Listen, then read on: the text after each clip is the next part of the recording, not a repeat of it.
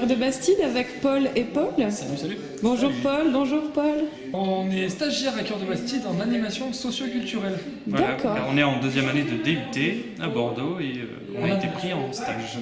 Voilà. Ok, super. Donc vous êtes arrivé la semaine dernière, je crois. Mais Ouais. on a fait ça fait 2 semaines qu'on est là et on a fait aussi un pré-stage pour comprendre les enjeux de la structure. D'accord. Il y a un mois à peu près. Et donc vous restez 1 mois et demi. C'est ça. Ok. Pendant cette semaine exactement, je crois. D'accord. Et donc toi, Paul, tu as participé aux Reclusiennes de cet hiver. Tu peux nous en parler Oui. rapidement? Alors oui, en fait, je suis dans une filière de l'IUT qui justement est basée sur l'interculturalité. Justement, les Reclusiennes de cet hiver, c'était la première fois qu'elles étaient mises en place. D'accord. C'était un festival du cinéma en fait. D'accord. Il me semble que le thème de cet hiver, c'était sur l'immigration. C'était la marche et l'immigration, oui. Et D'accord. donc on a eu différents films relatifs à ce thème qui étaient très intéressants. On a eu des personnes, des Sahraouis qui habitent non loin de Sainte-Foy-la-Grande qui sont venus discuter. Super. Et donc aussi qui sont venus faire des concerts avec aussi les élèves de la classe jazz du collège qui est à proximité. Ok. Le nom vient de...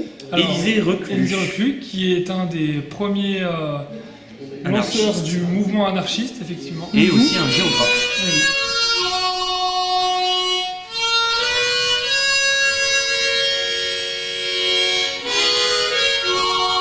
Les Reclusiennes, c'est un festival dit de la pensée parce qu'on mêle à la fois conférences scientifiques et animations diverses et variées Ça. de type concert, exposition, balade, jeux de piste. Et c'est le premier festival de ce genre qui est mis en place en France. Il y a plusieurs expositions du pays foyen, de galeries du pays foyen, autour du thème de l'eau évidemment. Il y a une exposition de cartes postales.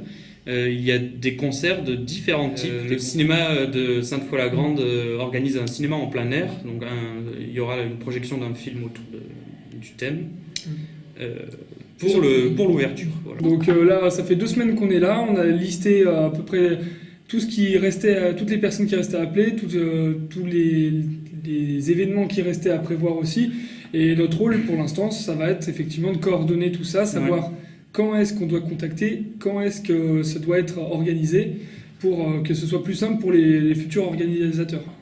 Voilà, et donc nous, on est coordinateur de projet et acteur du projet, parce qu'on est force de proposition. Et Même si on est stagiaire.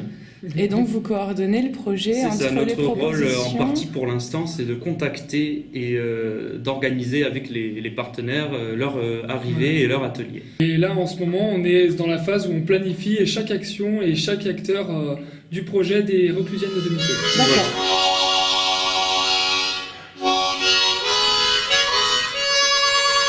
Aujourd'hui, on est le 1er avril. Le 1er Et avril. oui, le 1er avril, parce que justement, on est là pour vous parler d'une histoire. C'est cette histoire de ce tétard qui croyait qu'il était tôt, mais en fait, il est tétard.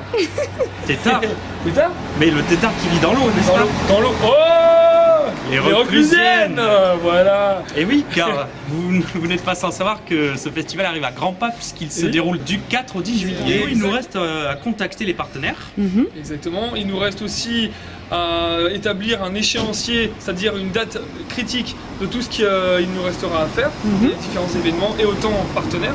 Et l'affiche à créer, Voilà. D'accord. l'affiche du festival. Ce qui nous permettra ensuite de faire une communication à l'ensemble de la population. Super.